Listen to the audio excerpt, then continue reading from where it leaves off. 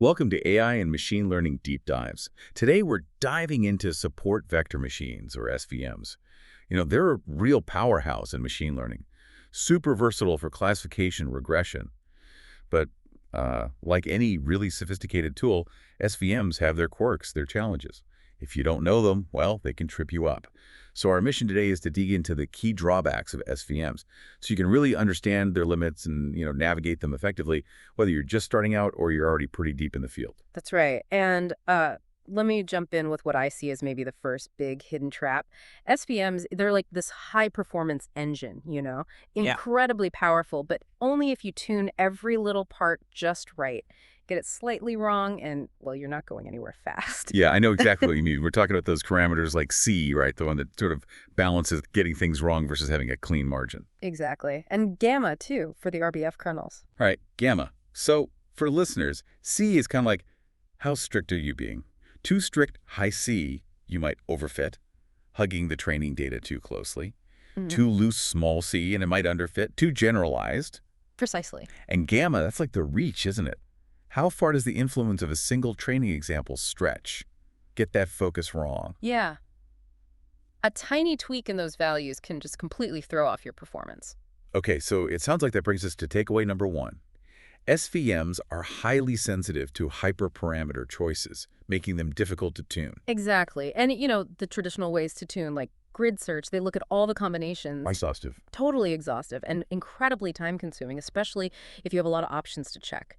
Even the more advanced methods, things like genetic algorithms or particle swarm optimization, they try to be smarter about searching. Right, kind of evolutionary Yeah. approaches.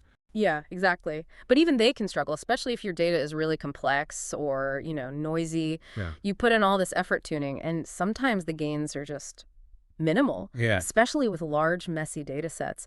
The benefit just shrinks. Okay, so you wrestle with tuning, maybe you get somewhere, Yeah. but then there's the next hurdle, right? Especially with, well, big data. Oh, absolutely. That brings us to takeaway number two.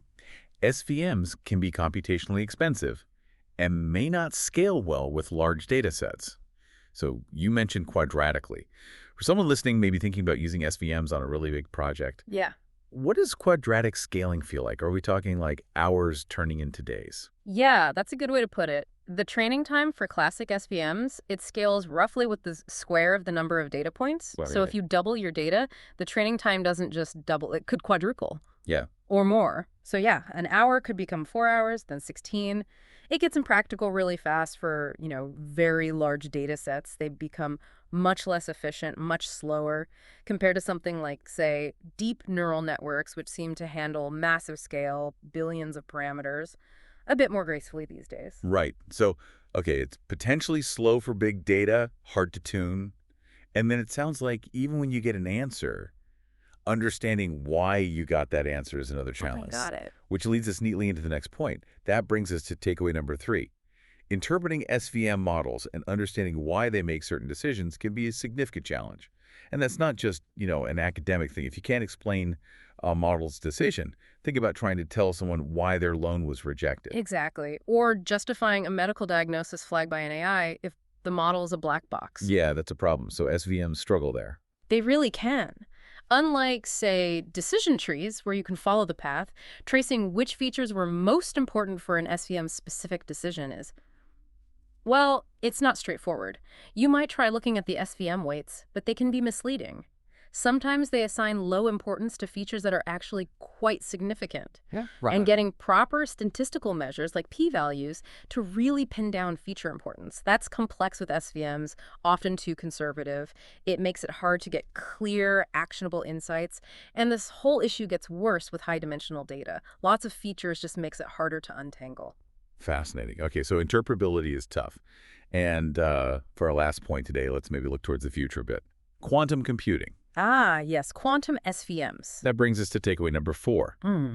While quantum SVMs show theoretical promise, their real-world applicability is currently limited. Exactly. There's research showing quantum SVMs could offer speed-ups over the classical ones. That's the theory. But these demonstrations, they often rely on data that's, well, kind of contrived, Right. meaning it's often synthetic data specifically designed to show off the quantum advantage. It doesn't necessarily look like the messy, complex data you find in the real world, We haven't really seen a clear case yet, a natural real-world data set where quantum SVMs just blow classical methods out of the water in practice. I see. Plus, the quantum hardware itself is still pretty early days. That's a whole other factor. Got it. Okay, quite a journey through the challenges. So let's do a quick recap of our takeaways for today. First, that brings us to takeaway number 1. SVMs are sensitive to hyperparameter tuning and can be, well, difficult to get just right. Then that brings us to takeaway number 2. They can be computationally expensive, especially for large data sets, because of that quadratic scaling issue. Next, that brings us to takeaway number 3. Interpretability is a real challenge. Understanding why an SVM made a specific decision isn't easy.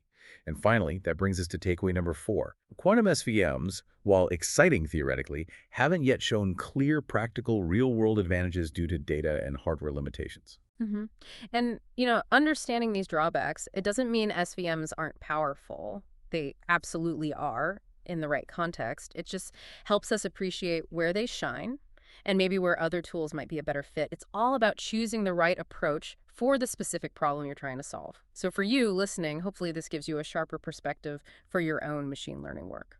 Absolutely. That's all for now, folks. Please like, share, and subscribe for more like this.